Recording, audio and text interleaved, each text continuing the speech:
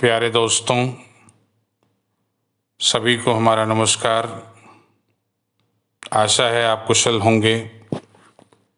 जैसा कि आपसे हमने वादा किया था कि प्रत्येक रोज़ हम किसी न किसी मानसिक रोग के बारे में चर्चा करेंगे, उसके लक्षण आपको बताएंगे और उससे निवारण के उपाय भी आपको सुझाएंगे। उसी क्रम में आज हम PTSD post traumatic stress disorder के बारे में चर्चा करेंगे। हमारे जीवन में कभी भी कोई भी दुर्घटना घट सकती है या हमारे रहने की शैली, हमारे काम करने की जगह, इन तमाम वजहों से भी कई बारी हमारे जीवन में ऐसी घटनाएं घटित होती हैं जिसे हम गहरा आघात प्राप्त करते हैं। तो ट्रॉमेटिक इवेंट्स को हम दो बृहद भागों में बांट सकते हैं। एक ऐसे ट्रॉमेटिक इवेंट्स जो मनुष्य के द्वारा निर्मित होते हैं और दूसरे जो प्राकृतिक होते हैं। प्राकृतिक जो ट्रॉमेटिक इवेंट्स हैं या डिजास्टर्स हैं, उसमें है भूकंप, बाढ़, चक्रवात, सुनामी और संक्रमण जैसी जो अभी कोविड चल रहा है, ऐसे पेंडेमिक। दूसरी तरफ मानव निर्मित जो डिजास्टर्स हैं, ट्रॉमेटिक एक्सपीरियंसेस हैं, वो हैं युद्ध, आतंकवाद, सड़क दुर्घटना, रेल दुर्घटना, अग्नि दुर्घटना, kidnapping, rape, molestation, physical abuse और वायलेंट क्राइम। ये मानव निर्मित ऐसे ट्रॉमेटिक इवेंट्स हैं जिससे मानव प्रभावित खुद भी होता है और दूसरों को आघात पहुंचाता है। तो PTSD post traumatic stress disorder तभी होता है जब इस तरह की कोई ट्रॉमेटिक इवेंट किसी के साथ घटित हो जाए, वो ऐसी सिचुएशन में पड़ जाए और उसके बाद से वो इतना ज़्यादा उसके दिमाग में आतंक, इतना ज़्यादा हॉरिफाइड, टेरिफाइड हो जाता है व्यक्ति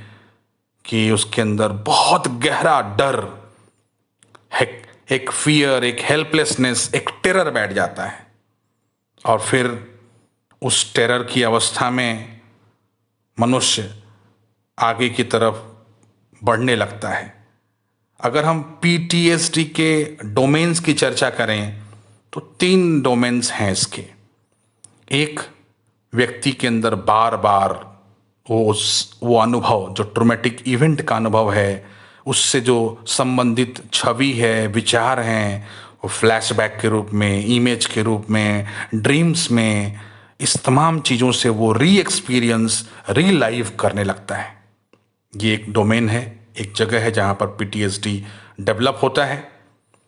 दूसरे ये भी लक्षण हो जाते हैं कि जैसे ही कोई उस ट्रॉमा के बारे में उसके सामने कोई बात करे, कहीं से आवाज़ आए, टीवी पे कोई खबर चले, कहीं से कुछ सुने, तो उसकी पूरी जो शरीर की जो भाषा है, जिसको हम बॉडी लैंग्वेज कहते हैं, या वो वोकल होके भी उसको अवॉइड करने की चेष्टा करता है। वो नहीं चाहता कि उस तरह से चीज़ों को कोई वो देखे, सुने, क्योंकि ऐसा देखने से, सुनने मात्र से उसके दिमाग में वो चीज़ें वापस से ख्याल आने लगती हैं, अवॉइड करता है।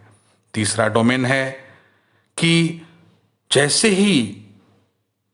भीतर उसके मस्तिष्क में ये बातें फ्लैश चल रही होती हैं, उसका एक ऑटोनॉमिक अराउजल, बहुत सारे सिम्टम हम उस व्यक्ति के, उस मानव के शरीर पर फील कर सकते हैं। जैसे अत्याधिक, उस दौरे के दौरान अत्याधिक पसीना आना, हृदय गति बढ़ जाना, नींद ना आना, नींद में रहना मुश्किल हो जाना, अपने आसपास के प्रति ज़्यादा चौकन्ना हो जाना, ये तमाम डोमेन्स हैं थर्ड रूप में, जिससे ये मालूम पड़ता है कि व्यक्ति PTSD से प्रभावित हुआ है। अब PTSD से प्रभावित व्यक्ति अगर हम देखें तो रेंज होता है इसका, करीब करीब हम पूरी स्टडी करें तो लाइफ टाइम में, तमाम मानव के लाइफ टाइम में 1 से 14% चांसेस हैं कि आप किसी न किसी तरह के PTSD से प्रभावित हो सकते हैं। हाँ, उन जगहों पे या उन व्यक्तियों के जीवन में इसके आने की संभावना ज़्यादा होती है, जैसे जो कोई सिपाही है, कोई क्रिमिनल है, कोई जगह ऐसी है जहाँ पे बराबर प्राकृतिक तबाही आती है, तूफान आता है, सुनामी आती है, अर्थक्वेक आता है, अत्यधिक बारिश होती है। ऐसी जगहों पे इसके चांसेस, उन ऐसे जगहों पे रहने वाले लोगों में इसके जो प्रभावित होने के आसार हैं वो 3 से 58% हैं। अब PTSD की अगर उम्र के हिसाब से बात करें तो ये किसी भी उम्र में किसी भी व्यक्ति को हो सकता है, चाहे बचपन हो, चाहे वो एडोलसेंस की एज हो, चाहे वो युवा अवस्था हो, चाहे वो प्रौढ़ावस्था हो, चाहे वो वृद्धावस्था हो, किसी भी इंसान को PTSD हो सकता है अगर वो इस तरह के किसी ट्रॉमेटिक एक्सपीरियंस से गुजरता है तो दोस्तों, अगर आपके आसपास, आपके परिवार में, आपके दोस्त रिश्तेदारों में किसी को भी अगर आपको दिखे कि एक विशेष तरह से बात करने पे या एक विशेष तरह की खबर सुनते ही व्यक्ति को पसीना आना अत्यधिक, उसकी हृदय गति बढ़ जाना, उसको नींद न आना, उस अचानक अपने आसपास के माहौल के प्रति ज़्यादा चौकन्ना हो जाना, अगर ये चीज़ें दिखें या ये दिखें कि वो इस तरह की जैसी बात स्टार्ट होती है, उसके शारीरिक भाषा, बॉडी लैंग्वेज या वोकल होके वो मना करता है, वो ऐसा बताता है कि वो सुनना नहीं चाहता, तो ऐसे अगर कुछ भी आपको दिखे तो आपको समझना चाहिए कि वह मानव, चाहे वो स्त्री हो, पुरुष हो, वो पोस्ट ट्रॉमेटिक स्ट्रेस डिसऑर्डर का शिकार हो सकता है। तो ऐसे व्यक्ति को आप हमारा व्हाट्सएप नंबर दे सकते हैं, आप हमारे चैनल को स्वयं सब्सक्राइब करें और हमारे लिंक को ऐसे रिश्तेदारों को, नातेदारों को आप भेजें। पता नहीं आपके किस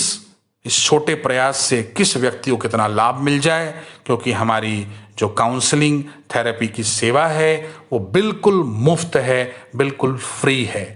अब PTSD से संबंधित अगर कोई भी आपके प्रश्न हो, कोई भी आपके आइडियाज़ हों या कोई भी आपकी क्वेरी हो, आप हमें लिख के और हमारे व्हाट्सएप नंबर पर भी हमें भेज सकते हैं। हम आपके प्रश्नों के उत्तर अपने अगले सीरीज़ में आपको अवश्य देंगे। हमारी यही कामना है कि आप खुश रहें, अपना ध्यान रखें, अपने परिवार का, अपने समाज के प्रति आप सावधान रहें, चौकन्ना रहें। हमारे छोटी छोटी कोशिशों से हम समाज को बहुत बड़ा लाभ दे सकते हैं। इसी आशा के साथ कि अपना आगे भी ध्यान आप अच्छी तरह रखेंगे। नमस्कार, प्रणाम।